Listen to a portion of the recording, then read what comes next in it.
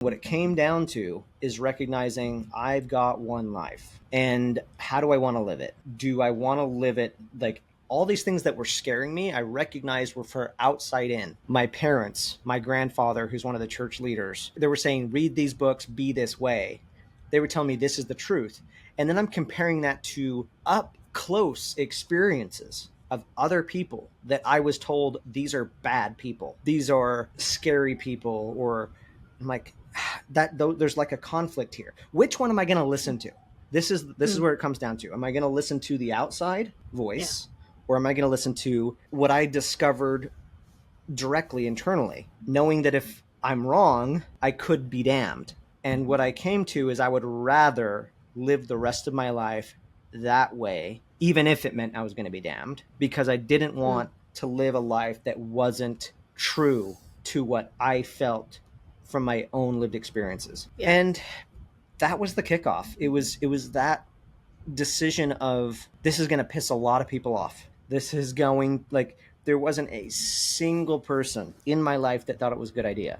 But it was that. It was like, but I'm living with myself forever. And I don't want to, if I have to die on my own sword, so to speak, then I will. I just don't want to live my entire life and not know who I actually am, or just be changing my belief system based on external forces instead of internal ones. Anyway, that's what kicked it off. And that's what made me say, yeah, I don't resonate with these beliefs. I'm going to leave. Yeah.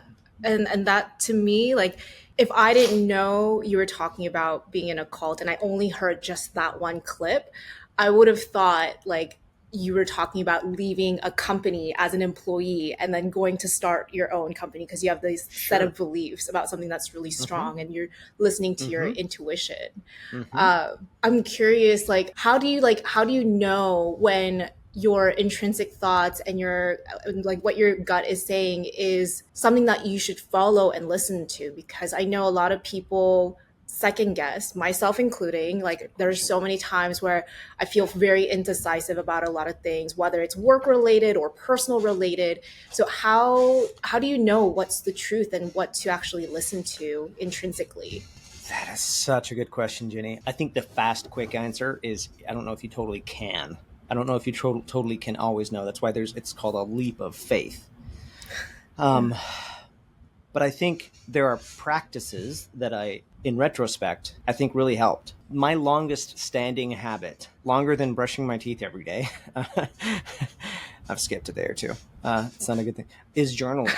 I've been journaling every day since I was 17. And so I've done it on my computer, and it's actually fun because I can time travel now. Like, I did it 2 days ago, where all of it's in one document. Oh my God, I say that too. Who was I a decade ago? And it's so cool because I just go to where I was a decade ago and I see my mindset and I'm like, man, it's so interesting because in my memories, I'm the same person. And then I actually go read my journal. I'm like, whoa, that's so different. I think that helped.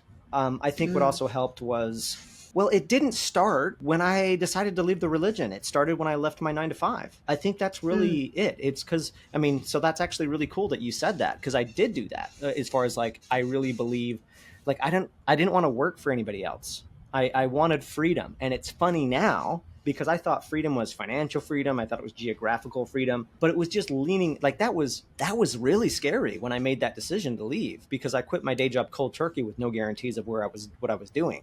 I didn't even know what I was going to start. I just knew I didn't want to be an employee anymore. Yeah. And what made me overcome that fear, it wasn't something that overcame the fear. It was actually a bigger fear.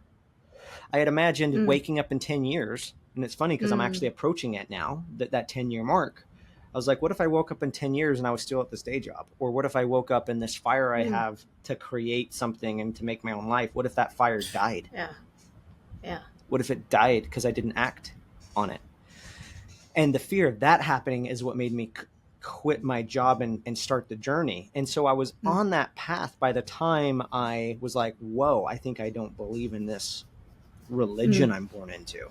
And so I think it was like building up that muscle of, like, leaning into authenticity. And you can start slow and start small. And again, we're talking about this like it just happened like this. It's been a journey. Yeah. It's been a 10-year journey from day job to quitting my cult about 6 years ago, to deciding to live in New York 3 years ago, to starting to figure out how I could possibly do that, to now in this month coming on my first year living here. So it's been a long journey, but I think a practice that has helped is just finding ways to get quiet. That's journaling. I've also done this practice where about once a quarter I turn off technology. In fact, I have one scheduled this weekend because we just wrapped up a quarter where I turn off my phone for 2 or 3 days and just get quiet. And I think in that it has helped me find those small things of like, oh, this is what's coming through. This is what I actually feel and think and believe. So I love that. Yeah, for anybody listening, I think that's one thing that has helped me listen to myself. Again, starting small, but then finding spaces of quiet so that you can hear yourself. I love that. And you're actually the first person that has said time traveling, because that's what I share with people that want to learn about my whole journaling techniques as well. Because when I look back at my journals, as you said, I feel like I'm traveling back in time. And what it's also helped really? me That's to a do. Phrase you already say? It's funny. Yeah. And what it helps me to do is like, that's cool. When I look at what I've written, and if I'm still thinking that way, there's a way for me to like analyze like, oh, I don't really want to be that person anymore. So as an example, like I remember this was like 2 years ago, I read a journal from 10 years prior, so 12 years in total now. And it was me You've just been journaling a long time too. I've been journaling, since I was like 6 years old. And so I found this old journal, which is now 12 really years cool. old. And it was just very frantic the way I was writing, like the things that I was worried about, like the little stupid details and things that just didn't matter. And so when I read that or reread that, I was like, holy shit, I don't want to be this anxiety filled, crazy person. I need to stop thinking and caring about all these little things. And so, journaling has been a big part of my practice as well. That's really cool. Yeah, I don't hear that very often of people that have done it for years and years and years. So that's really cool. Yeah, you got me beat one by thing that 11 years. You've been journaling since 11, since 6. That's great. Yeah. And the other thing that I heard from your response is this element of time that, like, I think most people carry on their lives and their days thinking we have this infinite amount of time until we actually die. And to me, those who truly live different types of lives that like where they're fully authentic or they're really successful in their own ways are those who consider time as a very limited resource. And it strikes to them like, oh shit, I might die tomorrow or next year, and they start to reshape their entire life and how they're living because they have that fear of I might not be here tomorrow. And that's kind of what I heard from you as well. Yeah, that's right. There's this quote that I learned after, but it's the principle is the same. I think it's a Confucius quote that's like, every man has 2 lives and his second life begins when he realizes he only has one. Yeah. Coming from fundamentalist Mormonism as well, like we are taught that our life is just a small blip in this whole grand thing. And I've done ayahuasca and stuff like that, and I've experienced things what some would call past life things. And I mean, I hope there's something before or after and that sort of thing. But the thing I know for sure is I've got this one. Like I hope there's something after this, but the thing I know is I've got this one. And the way I was raised is we were taught to be so careful to mess it up, because if you mess up this little blip, then it doesn't just mess up this life, it messes up an eternity. So people live so carefully.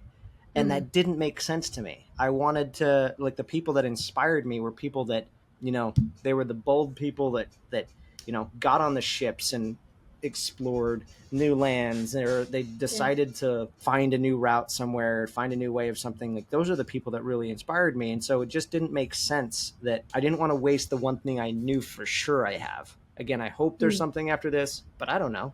I just know that for sure I'm right here talking to you, and I want to live that way as well as I can. Fully maximize this experience.